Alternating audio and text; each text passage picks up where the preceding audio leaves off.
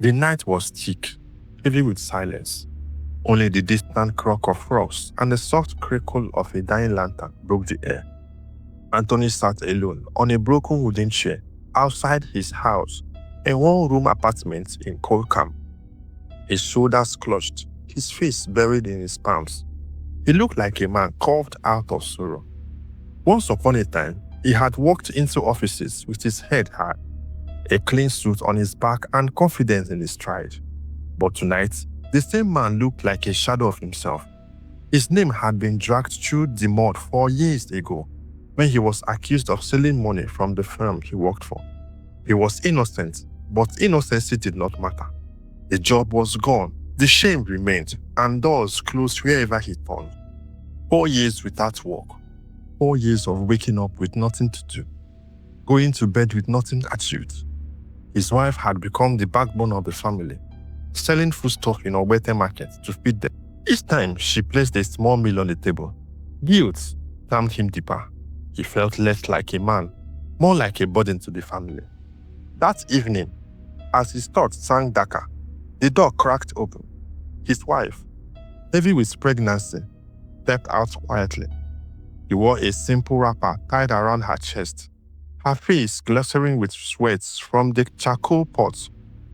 She walked to him, placed a gentle hand on his shoulder, and whispered, "Honey, all will be well. Trust God. One day, our God will remember all." Her words floated into the night like a fragile prayer. He did not answer. His throat was too tight. Instead, he stared at the dirty ground of the compound where children played during the day and adults quarreled at night. The compound itself was a prison. 14 families packed together. 1 bedroom, 1 toilet. Smells of palm oil, kerosene, and unwashed gutters filled the air. Laughter and insults often mixed here. But for Anthony, it was only shame that lingered. He tightened his grip on the armchair, feeling the splinters piercing his skin. Somewhere inside him, a small voice begged him to believe his wife's words. But louder still was despair, whispering, "Your time is gone." Yet in that moment of hopelessness, something was quietly shifting, something he could not see. Morning in Colcam did not begin with bird song. It began with noise, children screaming, women shouting at one another, buckets clinching at the single tap where tenants fought for water. The smell of smoke and fried akara filled the air, mixing with stench of open water that never seems to dry. Anthony sat on his stinking chair, a rickety stool whose legs wobbled each time he leaned. He always sat staring blankly at neighbors who are passing him. Some carried trays of groundnuts on their heads. Some pushed wheelbarrows of vegetables, and others in office clothes walked quietly, their perfume cutting through the sour air. Envied them not because of their money, but because they had somewhere to go, and he had nowhere. The compound was alive with activities. Yes, Anthony felt dead inside. Men whispered about him when they thought he couldn't hear. "That man will lose his job be that," they would mutter. "Now his wife they feed him now." Their words stamped deeper in him than a knife.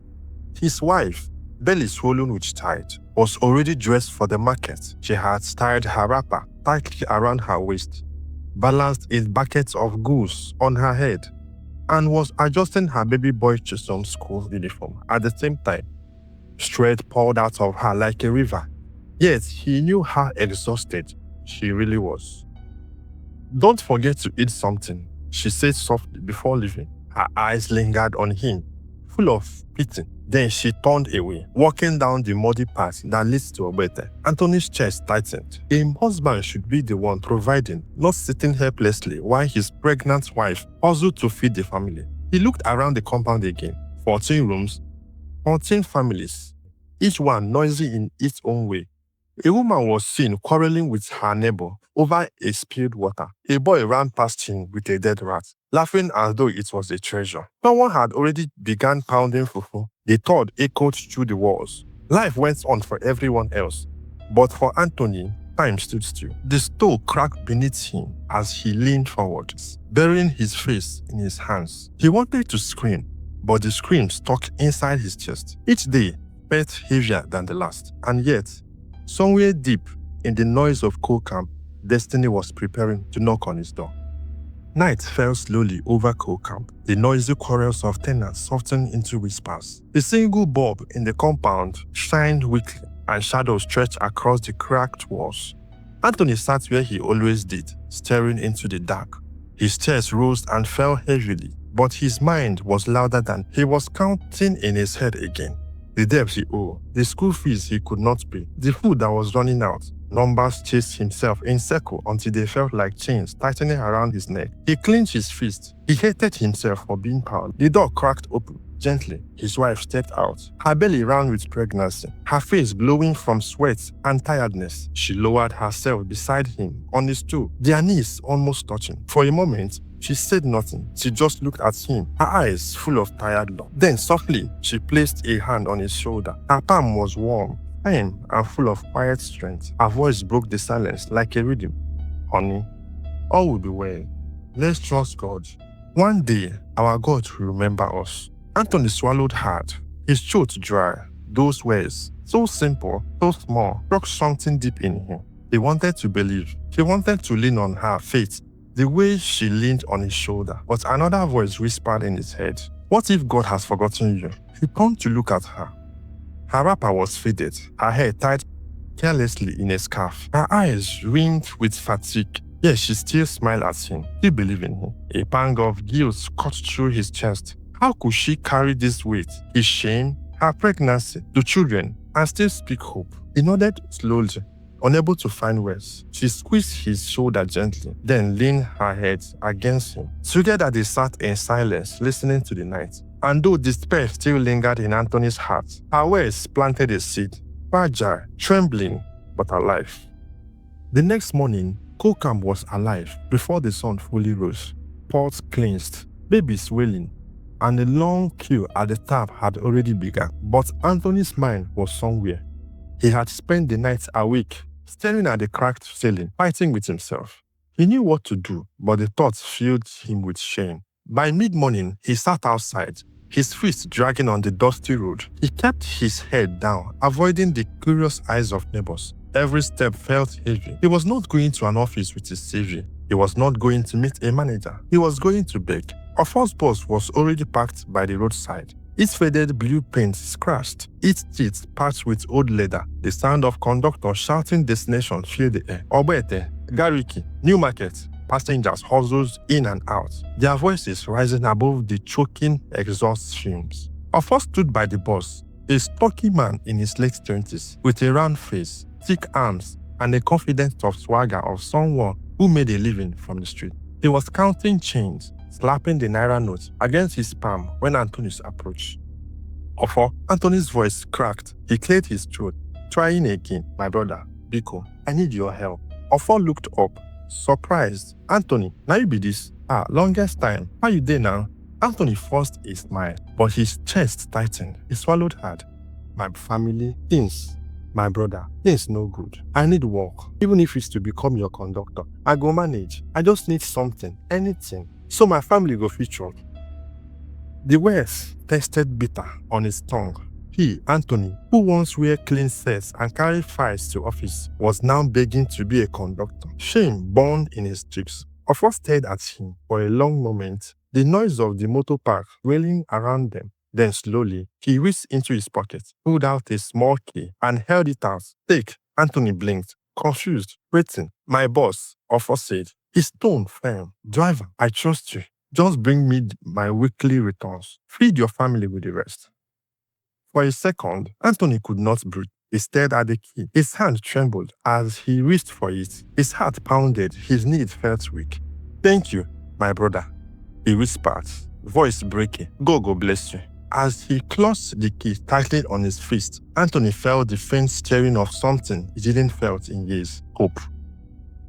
The first day Anthony drove the bus, his hands trembled on his steering wheels. The old minibus coughed and rattled as though it might give up at any moment. But to him, it felt like a chariot. For years, he had walked the streets of Enugu with nothing to his name. Now at last, he held the keys of something that could feed his family. The loading junction was alive with chaos. Conductors shouted over each other.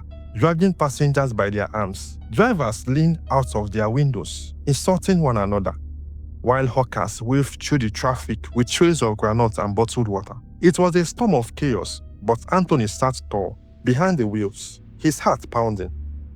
When his first passengers climbed in, he greeted them softly. "Good morning, madam. Eat carefully. Please, sir, hold the trail." They looked at him strangely at first. Both drivers weren't known for kindness, but as the journey began, Anthony swerved gently around potholes and slowed for women carrying loads on their heads, and even smiled in the rear view mirror. By the time they reached Ogbete Market, one woman leaned forward and said, "Driver, God will bless you. You sabi drive." It was a small compliment, but it burned warmly in his chest. That night, when he handed Ofo the first day's return, he felt lighter than he had in years. Days became weeks, and people began to notice, even when he came late to the one-day bus stop. Passengers waited. They trusted him. They preferred his calm voice over the shouting of other drivers, his careful steering over their reckless speeding. Some even greeted him by name, nodding with respect as they boarded. Back in Coal Camp, neighbors who once whispered behind his back now said, "Anthony dey try, at least in the hustle." It wasn't much, but to Anthony, it was everything.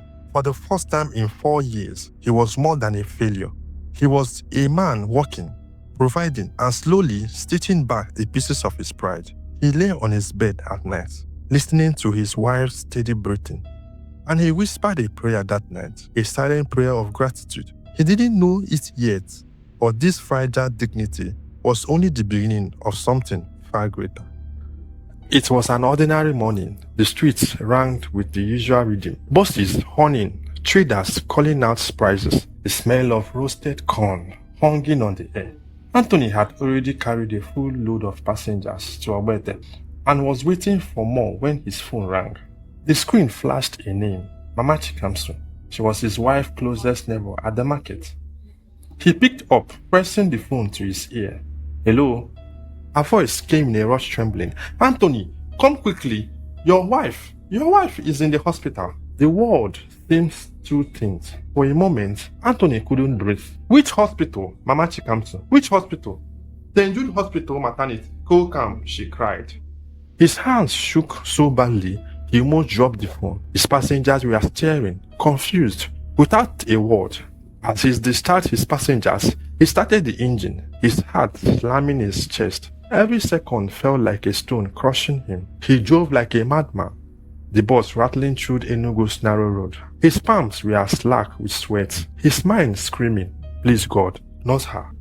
Every bump in the road made his stomach twist tighter. Horns blared behind him. Conductor shouted curses at him, but he didn't care. He could only see her face, tired, pregnant, smiling weakly as she told him all would be well.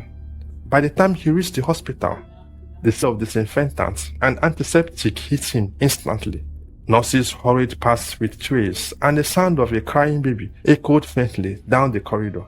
But none of it comforted him. A doctor in a white coat met him at the entrance. "Mr. Anthony." Yes, I'm here. Where is my wife?" His voice cracked. The doctor's eyes softened with pity. "She has complication. We need to act fast. A CS section is the only way to save her and the baby. But we will need a deposit of 400,000 before we can proceed." Anthony's vision blurred. His hand clutched the buckskin in his pocket as though it could anchor him. 400,000. He didn't even have half of that. What is in his mind is his wife's life, his child's life, hung in the balance. Anthony stood froze, his ears ringing with the doctor's words. 400,000. The figure echoed in his mind like a curse. He had only 35,000 left after paying school fees and feeding the children. Even if he sold the bus, it wouldn't fetch that amount in time. His knees buckled. He slumped into a plastic chair in the waiting room, clutching his head in his hand. Tears rolled down his eyes, but he forced them back. A man was not supposed to cry, but this pain was unbearable.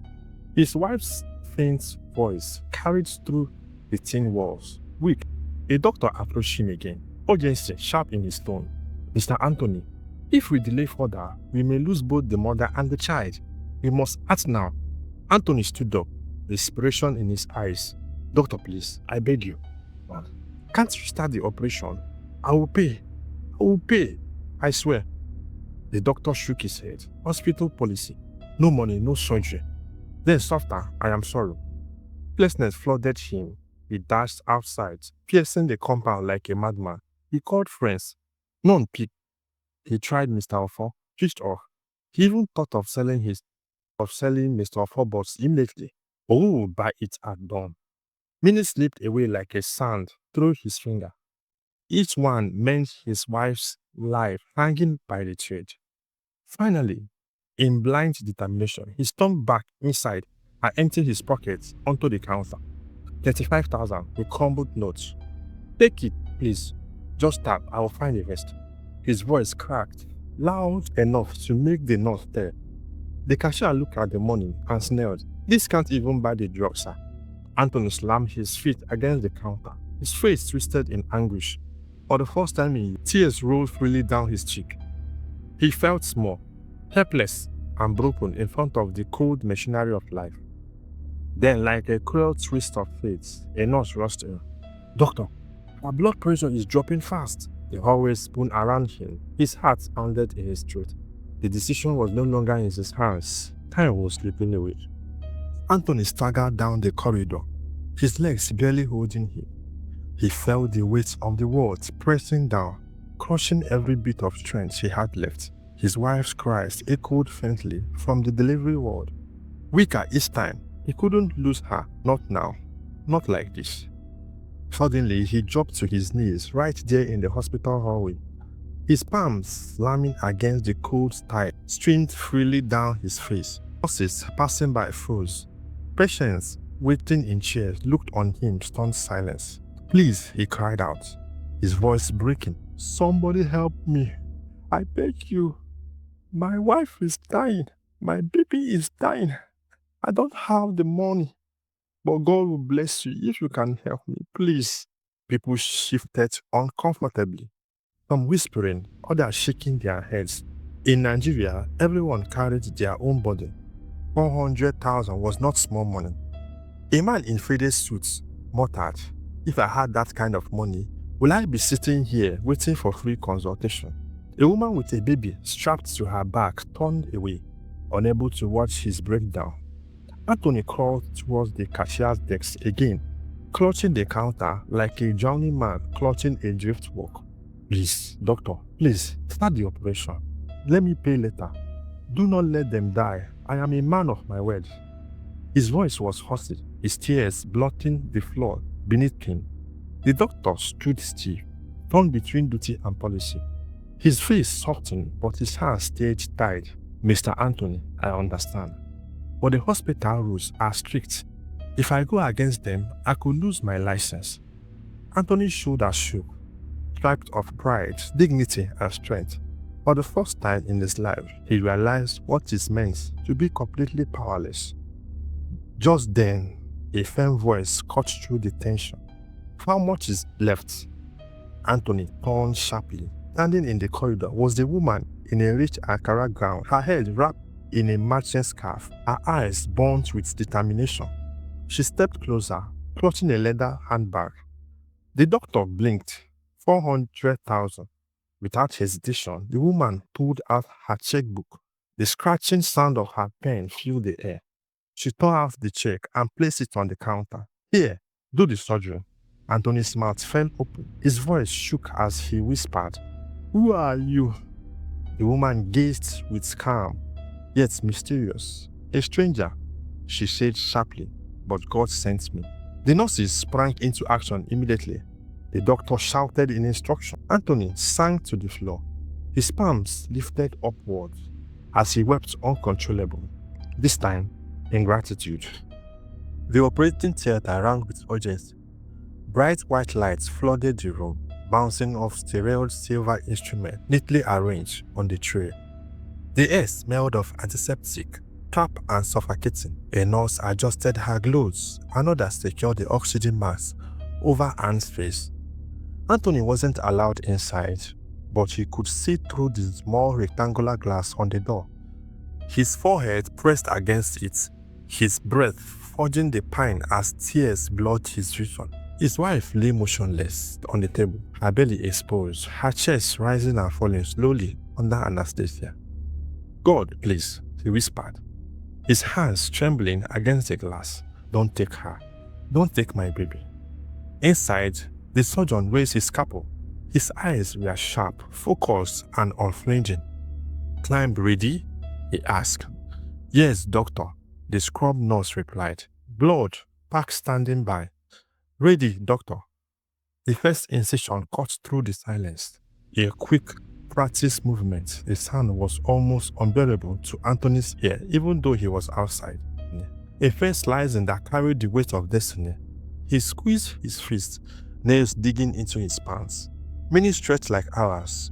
Every second dragged heavily, his assistant suctioning the blood, keeping the view clear. Suddenly, a monitor beeped rapidly. Ant's heart rate dropped. "She's crashing," a nurse shouted. "Adrenaline, now!" Anthony's knee buckled. His whole body went numb. He could hear the chaos, the hurried voices, the frantic rustling of instruments. "Don't let her die, please," he sobbed, banging on the glass. "Doctor, please, save my family." Inside, the surgeon backed orders with military precision. "Hold her steady. Increase the oxygen flow. Suction quickly. We're almost there." The room was storm of motion. One of the nurses pressed on Anne's chest, another checked his drip line. The beating slowed, steadied, and then held firm. Her heart rate climbed back. The surgeon exhaled deeply, but didn't slow his hands. His scalpel moved again, cutting deeper, precise, cutting deeper and precise. "We are close. I see the baby," he said. A whoosh fell. Only the hum of machines filled the theater. The tension was unbearable. And then, a sound, weak, muffled at first, a tiny cry, strained but alive, the baby's voice. Tears exploded from Anthony's eyes. His hands slapped against the glass as he slid down to the floor, crying uncontrollable. "Thank you, Jesus. Thank you." But inside, the danger wasn't over. The baby was out, but Anne was still bleeding. Nurses worked frantically to close the wound, to stop the blood. The surgeon's voice was firm, urgent. "We saved them both. Hold on, madam. Hold on." For Anthony, it was the longest night of his life, standing helpless, praying, and bargaining with God. Every second was balanced on a knife's edge. The doors to the theater burst open with a sudden swing. A nurse stepped out, her scrub stained, her gloves trembling slightly in her arms, wrapped in a soft white cloth, was the smallest bundle Anthony had ever seen. For a heartbeat, he froze, his chest locked tight, his lungs refusing to breathe. Then came the sound, soft, fragile, but strong enough to pierce through the chaos of the night. The baby's cry. Anthony staggered forward, his legs weak, his hands outstretched like a man grasping for light in darkness. The nurse smiled faintly as she placed the tides in his trembling. "Congratulations, sir," she said softly. "It's a girl, and she's strong." He stared down at her tiny face, her eyes squeezed shut, lips quivering, fists clenched in protection at the cold world she had just entered. Her skin glowed with a reddish warmth, her breath quick and urgent. She was so small, so delicate. Yet in that moment, Anthony felt as though she carried the weight of heaven. His voice cracked as he whispered, "My daughter, my Amaka." Tears streamed freely down his cheek, dripping to the clothes that wrapped her. He bent his head low, his lip brushing her forehead. "You came with light. You came with hope." But even in his joy, his heart clenched with fear. "And her mother?" he asked quickly, his eyes darting to the nurse. The nurse smiled shattered.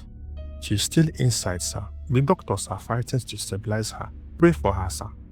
Anthony's joy twisted instantly into anguish, his grip tightened around the baby, his knees shaking. He sank to the hospital bench, cradling Amaka against his chest. "God, I cannot lose her, mother. Please, don't let my joy turn into sorrow." Minutes crawled by like hours. Nurses rushed in and out of the operating room. Anthony rocked the baby gently, whispering over and over, "You will see your mother. You will feel her arms. You will not grow up alone, I swear it." At last, the door opened again. The surgeon stepped out, pulling down his mask. His face was exhausted, but there was a hint of relief in his eyes. "She made it," he said simply. Anthony's world exploded with gratitude.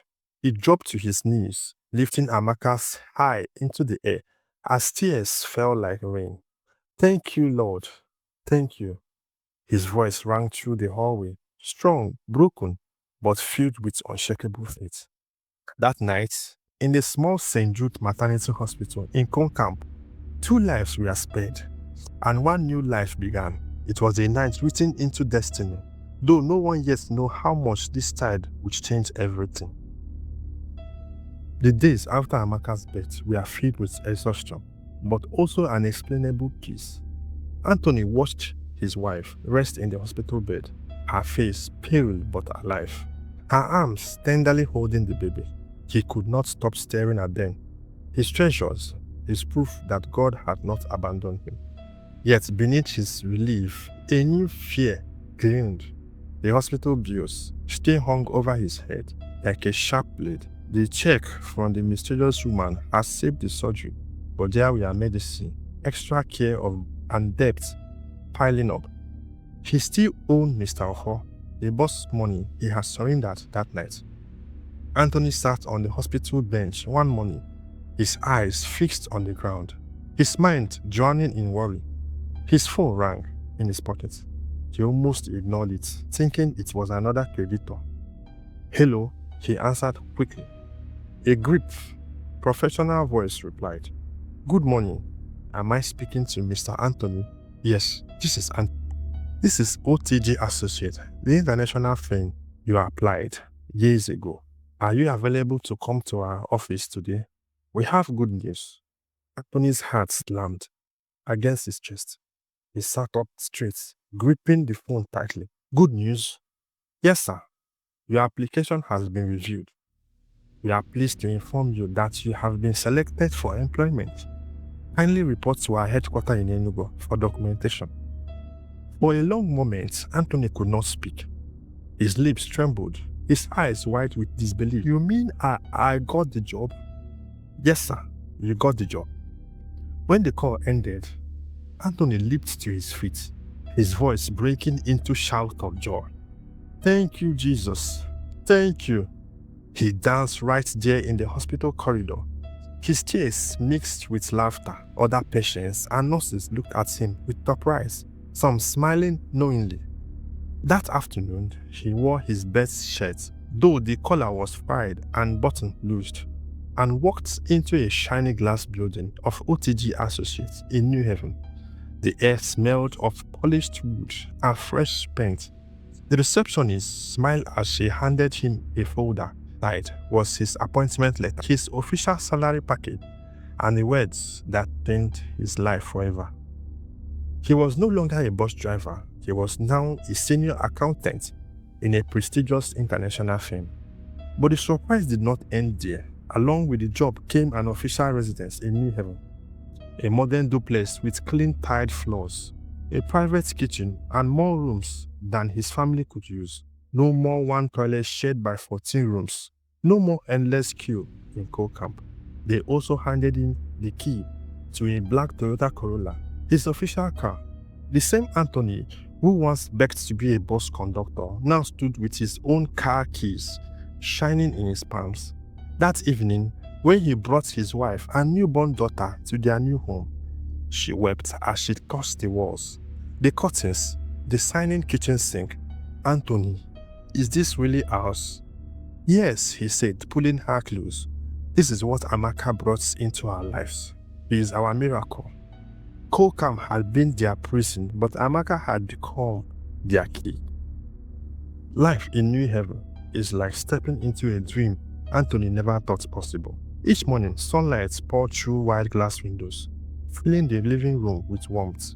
The compound was quiet, with flowers lining the gates, children playing safely on smooth pavement. and neighbors who greeted politely. It was nothing like the crowded chaos of coal camp, where noise, smoke, and quarrels filled every corner. Anthony often sat on the balcony of their duplex, staring at the streets below, still unable to believe how far he had come. Just months ago, he was a desperate man driving a borrowed bus, unsure if his family would eat each night. Now, he was an accountant in an international firm, returning home each evening in his own car, greeted by laughter of his wife and the cry of his newborn daughter. His wife, too, had blossomed. With stability at home, her food business in Ogbete Market flourished. She moved from selling small baskets of tomato to wholesale in bulk. Soon, companies began recognizing her consistency. One of the largest food manufacturers even made her a sub-distributor, supplying goods directly to her shop. She drove a company-gifted pickup truck, stocked with items to deliver to smaller traders. At night, when the baby slept peacefully, Anthony and his wife often sat together, replaying the journey. Sometimes, tears would fill their eyes, not from sadness, but from gratitude. "Do you remember those days in coal camp?" she whispered one evening, resting her head on his shoulder. Anthony nodded slowly. I remember the hunger, the shame, the hopelessness, but I also remember your words. You told me all will be well. Let's trust God." And you are right. He turned to look at Amaka, laying in her crib, her tiny chest rising and falling gently. She came into this world with light. Since the day she was born, doors opened, blessing followed. She is a proof that God never forgets his people.